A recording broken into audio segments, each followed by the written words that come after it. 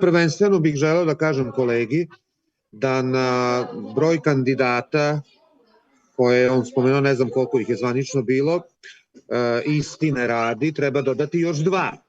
A to smo gospodin Višekrona Đorđe i ja, koji smo takođe konkurisali u onom prvom turnusu krajem prošle godine.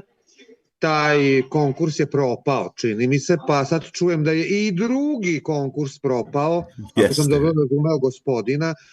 S tim što mi nismo poslali kandidature upravnom odboru, jer smo smatrali da taj upravni odbor predstavlja grinjol marionetu, što i predstavlja, nego smo kandidature poslali direktno glavnom kadroviku na Andrićev venac, i to poštom, ne internetom, nego smo uputili pismo starinsko, staromodno pismo na Andrićev venac gospodinu Vučiću, dve kandidature, Višekroninu i moju, i vidim da se o tome uopšte ne govori.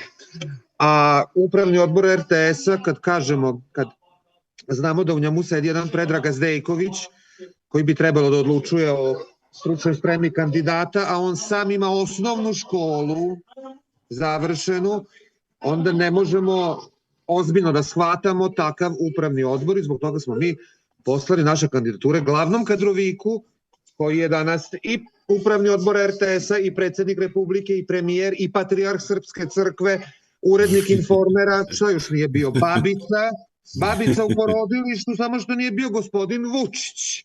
Mislim, da postavimo stvari realno. I te naše kandidature se nigde ne spominju, a trebalo bi da se uvaže, zato što ispunjavamo apsolutno sve uslove. Na prvom mestu nemamo kupljenu diplomu, nego regularnu diplomu, Višekrona pravnik i ja pravnik sa Državnog univerziteta u Novom Sadu, što se lako proverava kroz knjigu generacija, koje svaki univerzitet ima. Sad, da bismo shvatili raskorak između autističnih priča koje se u javnom prostoru u Srbiji pričaju, pa i ovde, nažalost, moram da kažem, i realnog stanja stvari, pričam vam ovu anegdotu vezanu za konkurs za generalnog direktora RTS-a. Gospodine, u svo uvažavanje, ja sam vas pomno slušao, odluku o izboru generalnog direktora nikakav upravni odbor koji ne postoji, nego će doneti Aleksandar Vučić.